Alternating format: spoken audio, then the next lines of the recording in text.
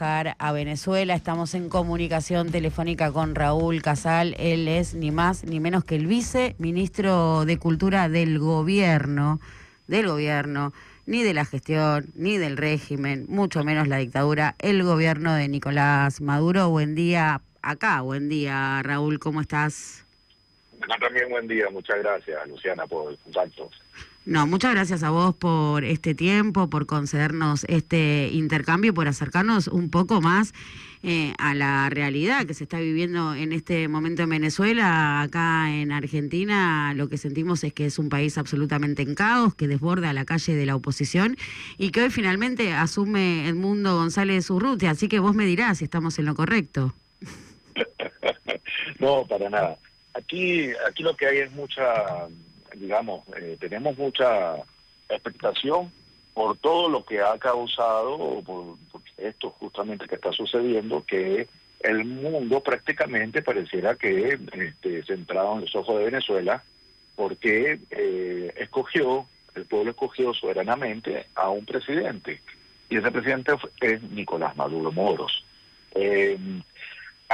Lamentablemente, ellos, la oposición en este caso, asume que ganaron, pero no tienen ni pruebas. Ellos dicen que tienen unas pruebas que las colocaron en internet, que las colocaron pero nadie puede demostrar que eso es fehaciente. Es decir, es un acto de fe en los que son devotos de la oposición en seguir creyendo desde hace 25 años hasta ahora en las mentiras que ellos han practicado y que, bueno, al final sigue siendo el mismo discurso de hace 25 años.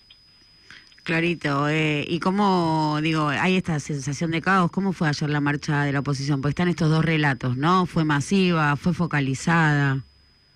La verdad es que lo que demuestra es que la oposición no tiene fuerza en la calle, no está en la calle, no tiene calle, como en otros tiempos que, vamos a decirlo claramente, en el año 2002, por ejemplo, que lograron hacer un golpe de Estado, que lograron defenestrar a Hugo Chávez, pero que después se retomó, pero ellos tenían la calle, por lo menos en la capital. Claro.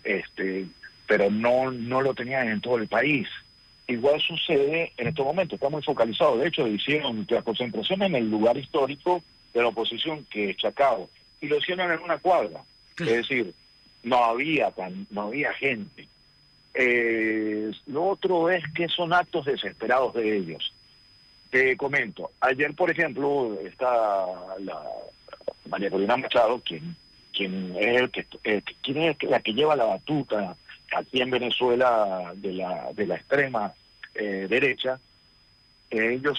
Ella supuestamente fue secuestrada, fue detenida. No, te aviso que es el título principal en todos los diarios locales, el secuestro de Corina Machado, pero en una situación tan insostenible que hasta Clarín, que acá es el diario que marca la agenda y que refleja el poder económico local, básicamente dicen un confuso episodio, con lo cual ni siquiera Clarín le puede atribuir. En un confuso episodio titula así. Es que todo, nos reímos porque es que da risa. Es que la cuestión ya llega a un punto en que ya uno no sabe qué es esto, si es una parodia, qué es lo que están haciendo, si están todos planificados, no están planificados, porque es que después, ni siquiera pasó horas, sino pasó una hora, una cosa así, y ya ella salía diciendo que... Me liberaron. No, que estaba ahí, que le habían quitado, en fin. Es decir, la cuestión está en que ya la cosa es una parodia de parte de ellos, y lamentablemente eso es lo que genera un estado de ansiedad a toda la población. Porque, a ver, claro, vamos a marcar esto. Corina Machado venía a estar en la clandestinidad porque decía que en la medida en la que tuviese una aparición pública iba a ser detenida por el gobierno de Maduro. Y finalmente se presenta y tiene que simular esto porque si no, no puede justificar todo este periodo en la clandestinidad, ¿o no? De alguna manera... ¿Qué? Por supuesto. Es que ella siempre... sí. La cuestión está en generar una narrativa. Y la narrativa es la de la persecución, la narrativa es la del acoso, la narrativa de la violencia, cosa que no le ha sucedido, pero que se ha inventado. todo se lo ha inventado. Desde antes de las elecciones del 28 de julio, ya supuestamente fue agredida su flota de seguridad, y se demuestra por cámaras, por todas cosas, que no pasó nada de eso.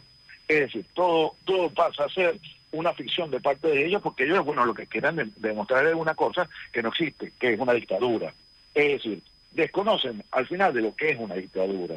Los que vivieron la dictadura, por ejemplo, en el sur, saben muy bien que en una dictadura nadie habla, nadie, o sea, todo aquel que vaya a hablar, que vaya a decir algo, es apresado. El que esté en contra es apresado. Y aquí no es así. Ahora, que hay actos que amenazan contra la seguridad de la nación, indudablemente tienen que detenerlo. Claro. Caso, por ejemplo, de estas personas como Enrique Márquez, y los abogados que estaban dando una propuesta de cómo hacer para que este señor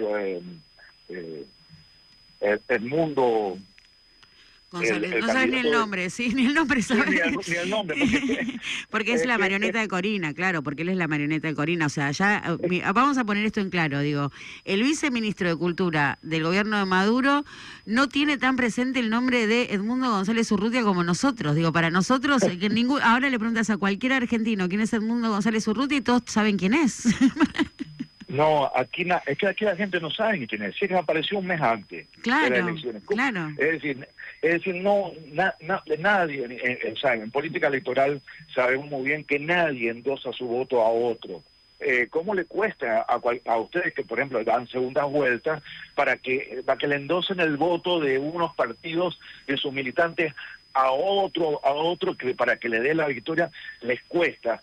Imagínate en este caso de nosotros que ni siquiera se apareció así de la nada, y supuestamente ellos dicen que ganó. Es decir, no hay pruebas, no entregaron las pruebas al Tribunal Supremo de Justicia, que son los organismos competentes en cualquier país. Claro. O sea, sucedería en Argentina, sucedería en Uruguay. Digo esto también para nombrarlo, porque pecaría, ¿no?, de inocente o ameritaría alguna crítica si en esta conversación no aparece la palabra actas, que también es una palabra que acá se impuso mucho en la agenda mediática, ¿no?, que muestren las actas, y marcar esto. O sea, no es que la oposición mostró una documentación que hay que salir a rebatir, ¿no?, porque en un proceso electoral institucional que cumple con todo el reglamento, en todo caso, la contraprueba hay que mostrarla si hay una prueba fehaciente del otro lado. ¿Por qué mostrar una contraprueba si nadie si no hay ningún cuestionamiento válido a la victoria de Maduro, ¿no? Este es el argumento respecto a las actas. Por ejemplo, aquí la votación es automatizada totalmente. El 50% de las máquinas que procesan la votación son auditadas, el 50%. O sea, no es que se hace un 10%, 20%, como lo hacen generalmente todas las elecciones en todas partes del mundo. Porque es sumamente abrumador toda la recolección de esos datos. Pero aquí se hace el 50%, inclusive más del 50%. Pero eso es un detalle. Lo segundo es que las actas se presentaron ante el Tribunal Supremo de Justicia. La presentaron todos los demás partidos políticos que participaron, que también son de oposición. Claro, es decir, que está tergiversada la información. Las actas fueron presentadas. Las actas fueron totalmente presentadas por el partido hoy los partidos que apoyan a Nicolás Maduro Moro, y los otros partidos que iban en contra, que tenían sus votos. Porque los otros partidos políticos que son acérrimos opositores al gobierno revolucionario de Chávez, que empezó con todo esto, que empezó con toda de una línea política muy clara de redefinición de nuestra soberanía. Entonces, claro, ellos están en contra de todo eso, y ellos no tienen es decir, han mostrado que efectivamente ganó Nicolás Maduro. Opositores como Ochoa Antich, que tú los lees en Twitter, si puedes revisarlo, sí. Él no tiene ninguna duda que tiene claras diferencias con el gobierno, que no le gusta cómo son las formas las formas políticas, las formas legales, las formas partidistas, que les disgustan muchas cosas, sí. Pero es una democracia. Pero es una democracia. Claro, es una democracia y no tiene ninguna duda, de que ganó.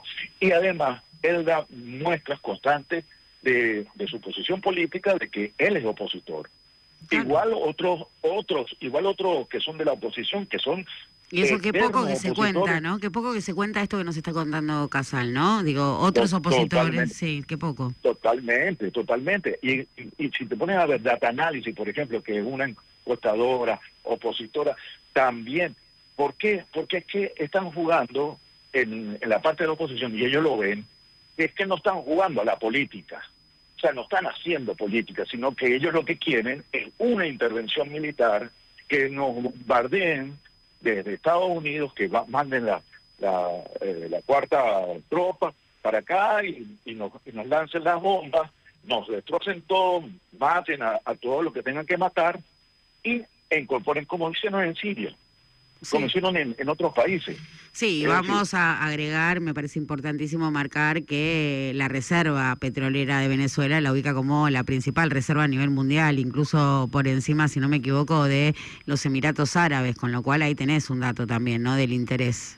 No solamente la parte del petróleo, está la parte de los minerales, está la parte del hierro, está la parte del cobalto, una cantidad de minerales que hay aquí que, o sea, ya inclusive es increíble que se consiga tantas cosas aquí en Venezuela, pero que ellos no tienen, nosotros tenemos la soberanía de poder decidir qué se va a hacer con esos minerales, con toda esa riqueza que están en el subsuelo. Claro. Raúl, ¿y qué esperas para el día de hoy? ¿Cómo se vive? Digo, esto en las mayorías, ¿no? Porque a veces uno piensa, bueno, estamos, esto es lo que cruza socialmente, y decís, bueno, no, acá el venezolano medio va a trabajar como todos los días, vuelve a su casa, le hace la comida a los hijitos, tiene una vida tranquila, digo, no hay ninguna agitación, no, bueno, hay una fiesta, hoy reasume Maduro, estamos preocupados por la violencia que se pueda desatar en la calle. ¿Cuáles son los escenarios posibles? No, bueno, mira, la verdad es que hay una tranquilidad, pero porque el mismo ciudadano se encuentra con que tiene unas necesidades que resolver, desde trabajar hasta resolver todo lo cotidiano de la vida. No hay, lo que sí es que vamos a establecer que lo que se ha visto, por ejemplo, que se han de alguna manera militarizado, policializado las calles. Bueno, porque primero aquí hay una cantidad de invitados, es decir, invitados internacionales. Hay una Sí, la seguridad típica que sea en este tipo de eventos, o sea, cuando asuma Trump no va a estar militarizada la calle, digo, y además, digo, si el Estado tiene el monopolio de la violencia legítima es justamente para esto, ¿no? Digo, eso es una concesión, sí. Totalmente, y además no es un asunto que uno tendrá que discutirlo, porque es que al final genera una sensación, o sea, hay mayor sensación de seguridad en la calle, o sea, la gente puede salir con toda la tranquilidad y no va a ser dejada, robada, ni nada de eso.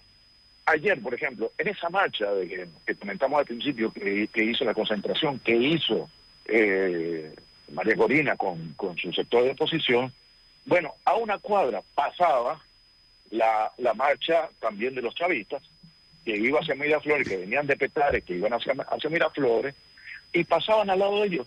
Y cuando se cruzaron las dos marchas, y la marcha chavista dice, no, pasen ustedes. Como eran pocos, no dejaron pasar. Y dijeron, no, también protesten, ustedes tienen sus derechos. Le pasen ustedes, y pasaron. No, es increíble. Se cruzaron. Y no hubo ningún inconveniente. Ningún incidente.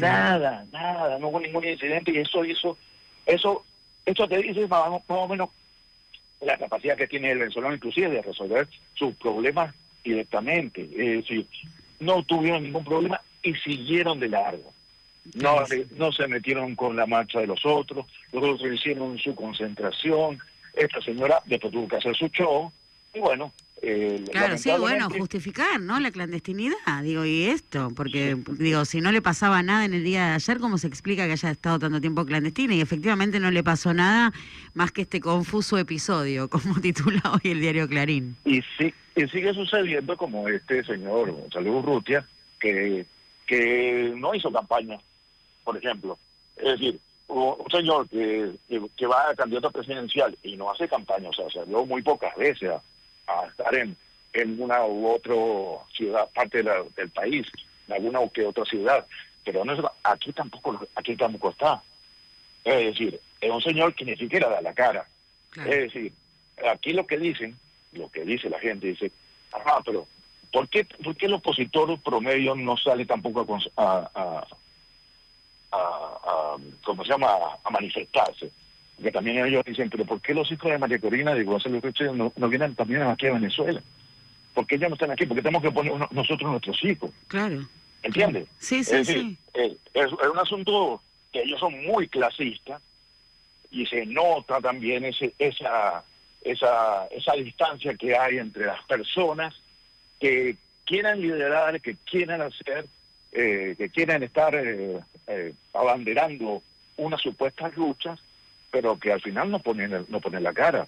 Está Al final clarísimo. ellos Sí, sí. se van Se esconden. inmediatamente, se esconden. Clandestinos. Clandestino totalmente. Entonces eso es una mirada también que la gente no logra, digamos, no se logra conectar. Es decir, en el país, como en todo, siempre ha existido chavista y antichavista. Sí. Es decir, hay una polarización, siempre la ha habido, siempre la va a haber, pero es eso. Sí, bueno, pero acá, como marcabas vos, se ven los hilos de la injerencia norteamericana y todo esto se gestó bajo el gobierno de Joe Biden. Y te quería preguntar esto, ¿qué cambios o qué puede modificarse de este escenario hoy tan conjuntural pensando en la gestión de Donald Trump? ¿Peor? Bueno, ¿Peor o no? Va a ser igual. Igual. Ellos son el imperio, Claro. Un imperio que está en sus electores también, ¿no? Ahí hay movimientos que uno no sabe exactamente qué es lo que está pasando, pero las grandes transnacionales también están buscando los negocios. Trump se manifestó, de hecho, se dio una declaración a favor de María Corina ahora, sí, que estaba detenida y eso, ¿no? Sí. En su nueva red social, ¿no? Porque bueno, él tiene su propia red, pues. Claro. El caso es que Trump, bueno, puso un enviado especial para Venezuela, que no es el secretario de Estado, ¿no? Que es acérrimo en contra de Venezuela, de la Revolución Bolivariana, pero lo que sí está claro es que puede haber, anda en la búsqueda también de no generar, digamos, esa posibilidad de tener más guerras, porque eso también le cuesta a Estados Unidos. Cada guerra le cuesta muchísimo, le cuesta mucho en impuestos a la población, le cuesta mucho en la inflación, Claro. O sea, le genera tantos problemas que internamente que eso es lo que está buscando Trump. Y bueno, y ahora se ha metido, ha buscado tantos líos con Canadá, México, Groenlandia, qué sé yo, que no sé si lo más importante para él sea ahora Venezuela. El caso es que, fíjate lo siguiente, estamos justo en la época, o sea, hace el año pasado se cumplió los 200 años de la doctrina Monroe. Y bueno, ¿dónde estaba González Urrutia para el día en que estamos celebrando la toma de posesión del mandatario venezolano? Estaba en Estados Unidos, donde se aplica la doctrina Monroe. Claro. En cambio nosotros estamos aquí defendiendo la soberanía, la independencia y la posibilidad de vivir dignamente. Y estamos trabajando y luchando para vivir dignamente. Raúl, muchas gracias por acercarnos esta parte de Venezuela que acá se nos tiene tan vedada, ¿no? Y tan lejos, y cómo se construyen, ¿no?, estos escenarios y estas sensaciones o percepciones tan equivocadas sobre lo que está sucediendo allí en nuestro país hermano. Y no, yo te agradezco el contacto y toda vez que podamos hacerlo con mucho gusto para poder ver desde otra óptica también nuestro país, nuestra América, porque al final de cuentas vivimos todos, digamos, atomizados por esa hegemonía de la visión comunicacional, ¿no? Por esa hegemonía que muchas veces ya pasa a ser, digamos, una caricatura que se desconecta totalmente pero que al final sigue envenenando y sigue cegando a mucha gente y que bueno, inclusive te confieso, gente que inclusive es de izquierda. Sí, claro, lo vemos acá. Genera grandes discusiones grandes debates acá, entre mismo el campo nacional y popular, sí. Totalmente, entonces es muy terrible porque que al final terminan haciéndole caso a la derecha. Sí. Y eso es muy lamentable porque bueno, eso también es parte de nuestra comprensión de la realidad y de nuestra historia.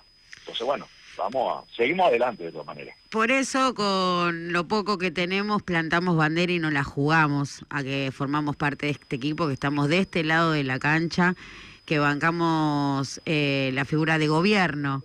Nicolás Maduro, que por supuesto no podemos tener ninguna injerencia, es un ejercicio de gobierno soberano de los venezolanos, desde acá con ese respeto y reconociendo la ignorancia, bancar la idea de democracia y agradecerte profundamente este contacto con FM La Patriada. Muchas gracias a vos, bien, o sea, un gran abrazo para todos. Dale, abrazo grande, Raúl.